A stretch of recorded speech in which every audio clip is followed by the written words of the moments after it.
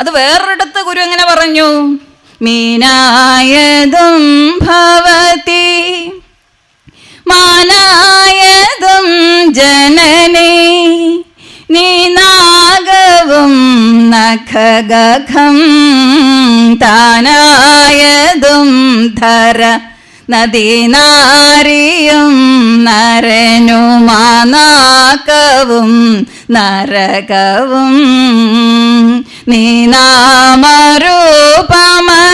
നാനാവിധ പ്രകൃതിമാനായി നിന്നറിയും ഞാനായതും ഭവതി ഹേ നാദരൂപിണിയഹോ നാടകം നിഖിലവും. എല്ലാത്തിൻ്റെ ലിസ്റ്റ് തന്നു. ഒരാളുടെ പോലും പേരവിടെ വിട്ടുപോയിട്ടില്ല അല്ലേ? മീനായതും മാനായതും പക്ഷിയായതും പറവയായതും നരനായതും നാരിയായതും എല്ലാവരും തന്നെയാണ്. അമ്മ തന്നെയല്ലേ? എന്ന് വെച്ചാൽ ഈശ്വരനല്ലാതെ ഇവിടെ ഒന്നും ഇല്ല കുഞ്ഞെ. ഈശാവാസ്യമിതം സർവം യത്കിഞ്ച ജഗത്യാൻ ജഗത് തേന തെക്തേന ഭുഞ്ചീത. ഈശാവാസ്യ ഉപനിഷത്ത് അതിൻ്റെ മലയാള തർജ്ജിമയിൽ ഗുരു പറയുന്നുണ്ട്, ഈശൻ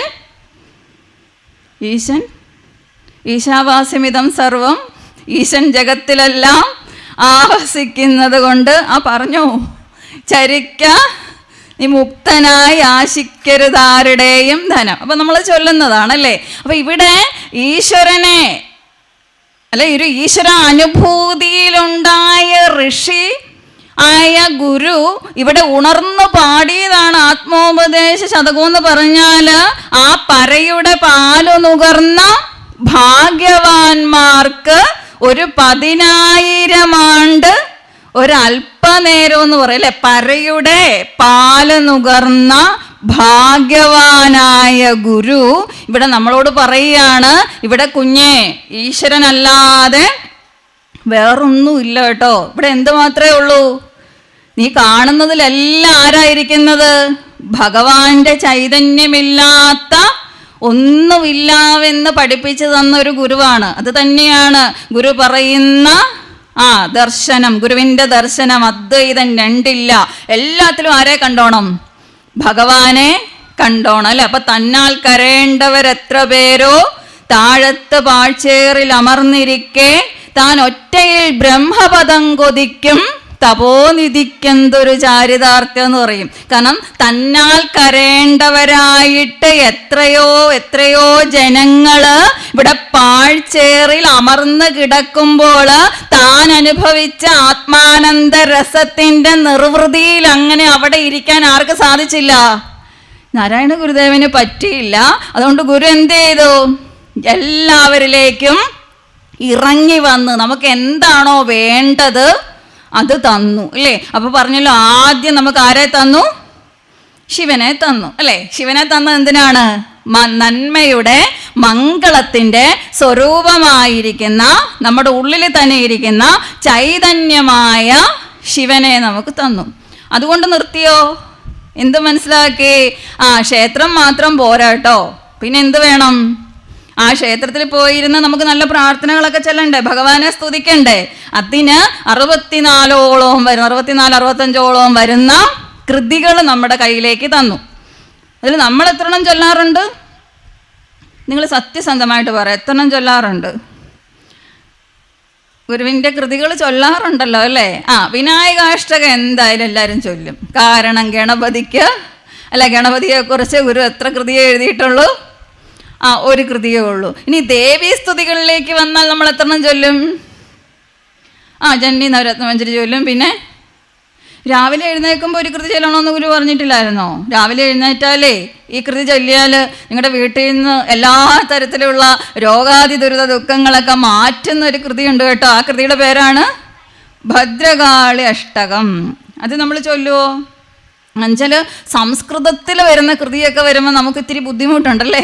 അപ്പം സംസ്കൃത ഭാഷയോട് ഗുരുവിന് വളരെ സ്നേഹമായിരുന്നു. പറയാറുണ്ട്, മൂലൂർ ഭവനത്തിൽ തൃപ്പാദങ്ങൾ ചെല്ലുന്ന സമയത്ത് തൃപ്പാദങ്ങളുടെ പാദങ്ങളിൽ വന്ന് അവിടെ വളർത്തിയിരുന്ന ഒരു നായ വന്ന് നമസ്കരിക്കുമായിരുന്നു എന്നാ. അപ്പൊ ഗുരു ആത്മകഥം എന്നോണം പറയുമായിരുന്നു.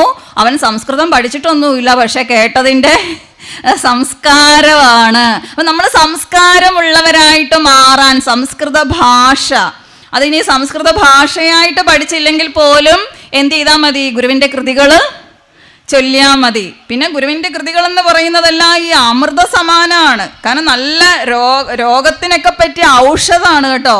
നല്ല ശുദ്ധമായിട്ട് അല്ലെ ചൊല്ലേണ്ടതുപോലെയൊക്കെ ഗുരുവിൻ്റെ കൃതികൾ ചൊല്ലിയാൽ നമുക്ക് നല്ല കപ്പാസിറ്റി കിട്ടും ഹാർട്ടിനൊക്കെ. ഇല്ലേ? ഗുരുവിൻ്റെ കൃതികൾ ചൊല്ലി നോക്കിയാൽ മതി. നമോ നാദബിന്ദാത്മികേ നാശഹീനേ നമോ നാരദാദിഡ്യപാദാരവിന്ദേ നമോ നാൻ മറയ്ക്കം മണിപ്പൂം വിളക്കേ നമോ നാൻ മുഖാതിപ്രിയാംബ നമസ്തേ. അത്ര ഒരു ശ്വാസ നിയന്ത്രണത്തിൽ ചൊല്ലിയുള്ള ഗുണം എന്താണ്? നമുക്ക് ഹാർട്ട് അറ്റാക്ക് വരാതിരിക്കും. കാരണം ഗുരുവിൻ്റെ കൃതികൾ അത്ര പെട്ടെന്നൊന്നും ചൊല്ലിപ്പോകാനായിട്ട് പറ്റില്ല അല്ലേ? ഓം ഓം ഓം ഹോമധൂമ പ്രകട തട ജടാകോടി ഭോഗി പ്രപൂരം പറയില്ലേ ബാഹുലേയ അഷ്ടകം. അപ്പൊ ഇതെന്തിനാ പറയുന്ന ചോദിച്ചാൽ നമ്മൾ ഔഷധം പോലെ എന്ത് സേവിക്കണം? ഗുരുവിൻ്റെ കൃതികളെ സേവിക്കണം. അപ്പൊ ഗുരുവിൻ്റെ കൃതികൾ അങ്ങനെ പഠിച്ചു കഴിഞ്ഞാൽ, സേവിച്ചു കഴിഞ്ഞാൽ നമുക്ക് തന്നെ ശരീരത്തിനും മനസ്സിനും പറ്റിയ നല്ല ഔഷധ സമാനമായിട്ടുള്ള കൃതികളാണ് അവിടെ അമൃത കുംഭങ്ങളായിട്ട് നിറച്ചു വെച്ചിരിക്കുന്നത്. അതിൽ നിന്ന് കുറച്ചെങ്കിലും എടുത്ത് സേവിക്കാനുള്ള ഒരു മനസ്ഥിതി നമ്മൾ കാണിക്കേണ്ടതായിട്ടുണ്ട് ഇല്ലേ? ഇപ്പൊ ഗുരുക്ഷേത്രത്തിലൊക്കെ വന്നു കഴിഞ്ഞാൽ വെറുതെ ഇരിക്കേണ്ട ആവശ്യമില്ലല്ലോ. നമുക്ക് അവിടെ ഇരുന്ന് എന്ത് ചെയ്യலாம்? ഗുരുദേവ കൃതികളൊക്കെ ചെല്ലാം. അതുപോലെ തന്നെ കാണുന്ന ഒരു ടെൻഡൻസിയാണ് ഗുരുദേവ അല്ലെങ്കിൽ നാമാവലി, ഗുരുപുഷ്പാഞ്ജലി മന്ത്രം ഉണ്ടല്ലേ? എത്ര എണ്ണം ഉണ്ട്? 108 മന്ത്രം ഉണ്ടെന്ന് നമുക്ക് എല്ലാവർക്കും അറിയാം. പക്ഷെ നമ്മളിപ്പോഴും എത്ര മന്ത്രത്തെ നിർത്തിയിരിക്കുകയാണ്? ഓം ശ്രീനാരായണ പരമഗുരവേ നമഃ. ബാക്കി ആര് ചൊല്ലും? ബാക്കി ശാന്തി അവിടെ നിന്ന് ചൊല്ലും. നമ്മൾ ഏറ്റു ചൊല്ലും ഓം ശ്രീനാരായണ പരമ ഗുരവേ നമഃ. ഇനി എന്ന് പഠിക്കാനിരിക്കുമോ നമ്മൾ ഈ മന്ത്രങ്ങളൊക്കെ? കാരണം 108 എന്ന് പറയുന്ന സംഖ്യയ്ക്ക് തന്നെ വെറുതെ അല്ല കേട്ടോ. എല്ലാ ദേവീദേവന്മാരുടെയും നാമാവലി എടുത്താൽ അഷ്ടോത്തര ശതനാമാവലി എന്ന് വെച്ചാൽ 108 എന്നാണ് അതിൻ്റെ അർത്ഥം. അപ്പൊ 108 എന്ന് പറയുന്ന സംഖ്യയ്ക്ക് തന്നെ വളരെ പ്രാധാന്യമുണ്ട്. 108. അപ്പോൾ 1 8 9 എന്ന് പറയുന്ന ഒരു സംഖ്യയാണ് അതിൻ്റെ തുകയായിട്ട് വരുന്നത്. ഈ 9 എന്ന് പറയുന്ന സംഖ്യയ്ക്ക് ബ്രഹ്മസംഖ്യ എന്ന് പറയും. എന്ന് വെച്ചാൽ അതിൻ്റെ മൂല്യത്തെ കുറയ്ക്കാനും പറ്റില്ല, കൂട്ടാനും പറ്റില്ല. ഇപ്പൊ ഉദാഹരണം പറഞ്ഞാൽ 9 × 1 9, 9 × 2 18, 1ഉം 8ഉം കൂടെ ചേർത്താൽ 9, 9 × 3 27, 2 7ഉം കൂടെ ചേർത്താൽ 9, 9 × 4 36, 3 6ഉം കൂടി ചേർന്നാൽ അപ്പൊ ഈ 9 എന്ന് പറയുന്നത് ബ്രഹ്മസംഖ്യയാണ്. ആ സംഖ്യയ്ക്ക് വളരെയധികം പ്രാധാന്യമുണ്ട്. അതുകൊണ്ട് തന്നെ ഈശ്വരനെ സ്തുതിക്കുമ്പോൾ നാമാവലിയിലെല്ലാം 108 മന്ത്രങ്ങളാണ്. അങ്ങനെയുള്ളൊരു നാമാവലി നമ്മുടെ കയ്യിൽ കിട്ടിയിട്ട് ചൈതന്യസ്വാമികൾ ഇത്ര സുന്ദരമായിട്ട് ഗുരു ആരാണെന്നുള്ള ചോദ്യത്തിന് ആർക്കെങ്കിലും സംശയം ഉണ്ടെങ്കിൽ അതിനുള്ള ഉത്തരം പറയുന്നത് എന്താണ്? സംസാരതാപശമനായ നമഃ. സംസാരത്തിൻ്റെ, ഈ ലോകത്തിൻ്റെ എല്ലാ തരത്തിലുള്ള ദുഃഖത്തെ ശമിപ്പിക്കുന്നവനായ നാരായണ ഗുരുവിനായിക്കൊണ്ട് നമസ്കാരം. കാരണം ഈ ലോകത്തിന് 3 തരത്തിലുള്ള ദുഃഖങ്ങളുണ്ടല്ലോ. ആദി ഭൗതിക ദുഃഖം, ആദി ദൈവിക ദുഃഖം, ആധ്യാത്മിക ദുഃഖം. ഈ 3 ദുഃഖങ്ങളില്ലാത്ത നമ്മൾ ആരും ഇല്ല. ഒന്നെങ്കിൽ നമുക്ക് രോഗങ്ങൾ കൊണ്ട് ദുഃഖം വരും. പിന്നെ പഞ്ചഭൂതങ്ങളിൽ നിന്ന് കാറ്റായിട്ടും മഴയായിട്ടും തീയായിട്ടും വെള്ളപ്പൊക്കമായിട്ടും ഒക്കെ നമുക്ക് പഞ്ചഭൂതങ്ങളിൽ നിന്ന് ദുഃഖം ഉണ്ടാകും. പിന്നെ അകാരണമായി അപ്രതീക്ഷിതമായിട്ടുണ്ടാകുന്ന അപകടങ്ങൾ ഉണ്ടാകും അല്ലേ? ഇതൊക്കെ ദുഃഖമല്ലേ? അപ്പൊ ഈ ദുഃഖമൊക്കെ അകറ്റാൻ കഴിയുന്ന ആരെ കൊണ്ടാണ്?